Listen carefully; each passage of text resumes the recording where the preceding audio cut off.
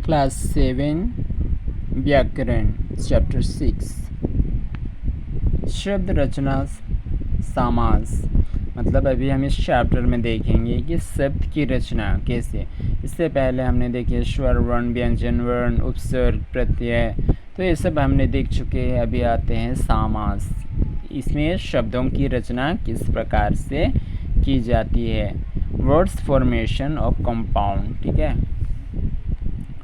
नवीन शब्दों की रचना करने के लिए जिस प्रकार हम किसी पद में उपसर्ग या प्रत्यय जोड़ देते हैं, तो उपसर्ग और प्रत्यय को हम लोग सबसे पहले जानना है कि उपसर्ग क्या है। उपसर्ग किसी शब्द के पहले आकर उसके अर्थों में परिवर्तन करता है, वही है उपसर्ग। और प्रत्यय किसी शब्द के अंत में जुड़ जाता है और उसके शब्द में परिवर्तन करता है, उसे ही प्रत्यय कहते हैं। तो उपसर्ग और प्रत्यय, जैसे अवसर के आगे अगर मान लिया यहाँ पे अवसर ना, अवसर ये एक शब्द है। अवसर के आगे उपसर्ग क्या आ जाता है, सु। सु लगा देने से क्या आ जाता है, इसका सु अवसर। तो इस प्रकार से उपसर्ग इसके अर्थ में परिवर्तन कर दिया, सु अवसर मतलब बहुत अच्छा दिन। और प्रत्यय में जैसे प्रत्यय में कोई एक, जैसे रंगीला, ईला, ईला शब्द अंत में जुड़ जाता है, रंगीला, तो उसमें ईला एक प्रत्यय है, तो किसी शब्द के अंत में जुड़ता है वो प्रत्यय। ये दोनों को आपको जानना चाहिए, शब्द के पहले जुड़ता है और ये शब्द के अंत में। ठीक है, उसी प्रकार किन्हीं दो पदों को भी आपस में जोड़कर नए शब्द बनाए जा सकते हैं, जिससे हिम का आला हिमालय, रसोई के लिए घर रसोई घर, पीला अंबर है जिनका पीतांबर, पथ से जो है भ्रष्ट पथभ्रष्ट। इसका जो एक शब्द को कहा गया पथभ्रष्ट, तो इसका आप समझ सकते हैं पथभ्रष्ट, पथ से जो है भ्रष्ट मतलब रास्ते से कोई भटक गया है ना। ऊपर जो 4 शब्द लिखे गए हैं उन्हें संक्षिप्त कर दिया गया है, उनके बीच की विभक्ति कारक चिन्ह को हटा दिया गया है। तो 2 या 2 से अधिक शब्दों के योग से एक नए शब्द को बनाने की प्रक्रिया को समास कहते हैं, कंपाउंड कहते हैं। ठीक है, तो 2 या 2 से अधिक शब्दों के योग से, 2 या 2 से अधिक शब्द, यहाँ पे हिम भी एक शब्द है, का एक शब्द है, आलय एक शब्द है, तो इसी से ये तीनों शब्द मिलके क्या बना, हिमालय। रसोई एक शब्द है, के एक शब्द है, लिए एक शब्द है, घर एक शब्द है, तो ये चारों शब्द मिलके रसोई घर बन जाता है, तो उसे ही समास कहते हैं। ठीक है, समास का अर्थ है संक्षिप्त करना, मतलब यहाँ पे थोड़ा बड़ा था तो यहाँ संक्षिप्त आ गया। जैसे माता और पिता का संक्षिप्त रूप है माता पिता, तो यहाँ पे और जो है ये हट जाता है ना।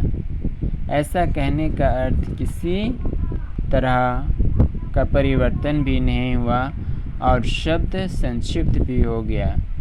समास पद, समास की प्रक्रिया से बनने वाले शब्द को समास पद कहते हैं, जैसे पूजा घर तथा चौराहा। समास विग्रह, अब हम समास पद को भी जानते हैं कि समास पद को भी हमें याद रखना है। और समास विग्रह हम इसको कैसे करते हैं, समस्त पद को विग्रह करके उसे पुनः पहले वाली स्थिति में लाने की प्रक्रिया को समास विग्रह कहते हैं। जैसे पूजा के लिए घर, समास पद में 2 पद होते हैं, पूर्व पद और उत्तर पद। पहले वाले पद को पूर्व पद और दूसरे वाले शब्द को उत्तर पद कहते हैं। जैसे मालगाड़ी, मालगाड़ी ये समास पद हो गया, पूर्व पद माल और गाड़ी उत्तर पद, तो दोनों मिलके यहाँ पे 2 शब्द आते हैं ना, जिसको हम लोग पहले में देखे संक्षिप्त किया है। समस्त विग्रह आता है इसको, इसलिए इसको बहुत ही अच्छी तरह से याद रखना है। समस्त विग्रह कैसे करते हैं, जैसे मालगाड़ी, तो माल गाड़ी, माल के लिए गाड़ी ना, माल के लिए गाड़ी, तो ये समास विग्रह हो गया।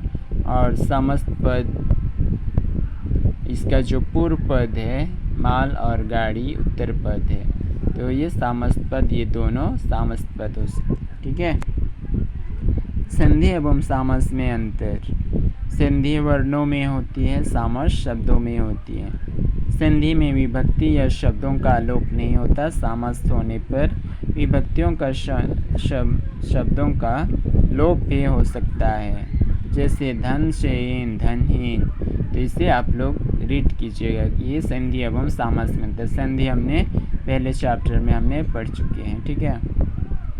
सामस के भेद नेक्स्ट है, इसको याद रखिएगा।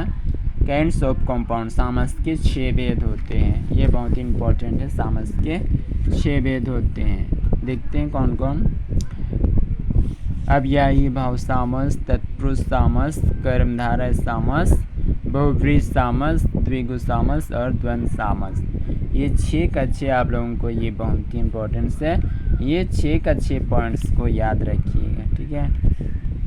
अव्ययी भाव सामस, गवर्निंग कंपाउंड, जिन सामासिक शब्द में पहला पद प्रधान होता है तथा अव्यय हो एवं उसके योग के सामस पद भी अव्यय बन जाए, अव्ययी भाव सामस कहते हैं। जैसे कायदे के अनुसार, बाकायदा, बिना डर निडर, जीवन भर, आजीवन, अवसर के अनुसार, यथावसर। तो यहाँ पे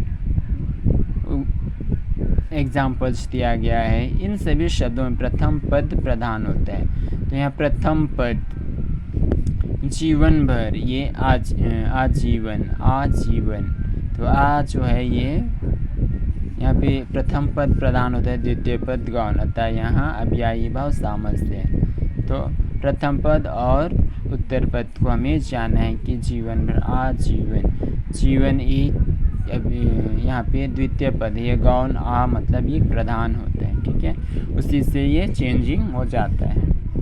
नेक्स्ट है तत्पुरुष सामस, डिटर्मिनेटिव कंपाउंड। जिस सामस के सामस पद का पूर्व पद संज्ञा हो तथा गौण हो और उत्तर पद प्रधान हो उसे तत्पुरुष कहते हैं। जैसे राह खर्च, राह के लिए खर्च, राह खर्च, ठीक है। इसमें समस्त पदों में उनका लोप होता है।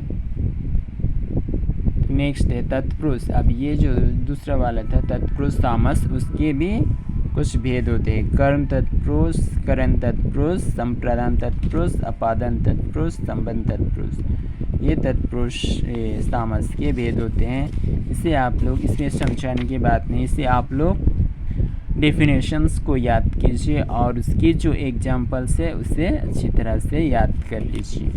ये एक समझने की बात है, ठीक है। का नंबर यहाँ पे खा, गा, गा, अंगा, ठीक है।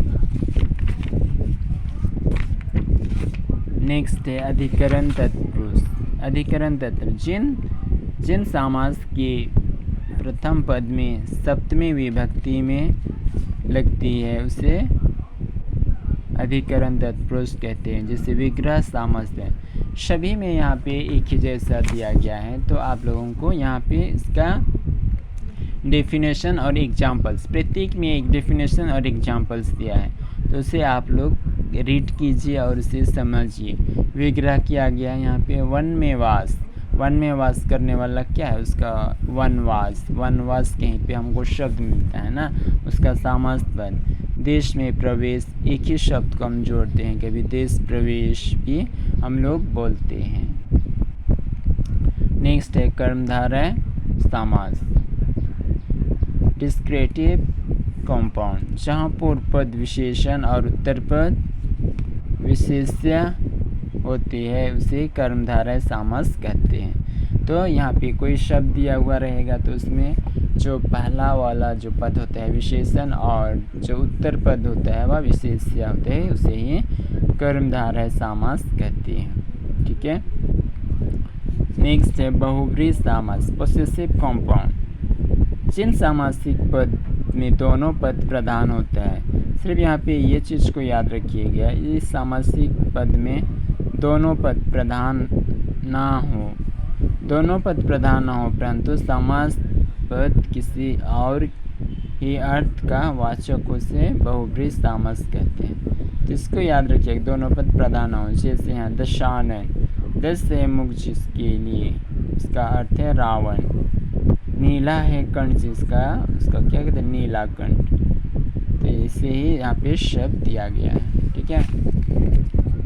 द्विगु समास, जहाँ पूर्व पद संख्यावाचक विशेषण होता है वहाँ द्विगु समास होता है, अर्थात शेष समास पद का पहला पद संख्यावाची होता है, उसे द्विगु समास कहते हैं। यह समास समूहवाचक भी होता है, जैसे नवरात्रियों का समूह नवरात्रि। तो यहाँ प्रत्येक का जो आप लोग यहाँ पे A to Z उसको अच्छी तरह से देखिए, रीड करते जाइए और उसे थोड़ा समझने की प्रैक्टिस कीजिए। सभी का एक एग्जाम्पल्स दिया गया और कैसे विग्रह किया गया और कैसे उसका सामासिक पद है उसको सिर्फ पकड़िए। ठीक है। द्वंद्व समास में विजय समास के सभी पद एक जैसा महत्व रखते हैं, एक जैसा महत्व रखते हैं ये जो, और बीच बीच में अथवा यह शब्द लोप हुआ हो उसे द्वंद्व समास कहते हैं। इसके मुख्य 3 भेद होते हैं, जैसे विग्रह और समास पद, राम और लक्ष्मण, राम लक्ष्मण, इस प्रकार से यहाँ पे दिया गया है। तो आप लोग इसे अच्छी तरह से इधर रीड कीजिए और इधर जितने भी क्वेश्चन आंसर्स दिया गया है उसे सब यहाँ बुक्स में ही मिल जाएगा, इसलिए इसको अच्छी तरह से ढूंढ के एक बार रीड करके उसके बाद में ढूंढिए और बनाने की प्रैक्टिस कीजिए। ठीक है। और उसके बाद में इसको व्हाट्सएप में मैसेज कर सकते हो। ठीक है। यहाँ पे समास विग्रह कीजिए, यहाँ पे विग्रह करना है, जैसे वनवास, वन में रहने वाला वनवास कहा जाता है ना। पीताम्बर, पीता है जिसका अंबर, इस प्रकार से तिरंगा, 3 रंगों वाला, ऐसे करके यहाँ पे बनाना है।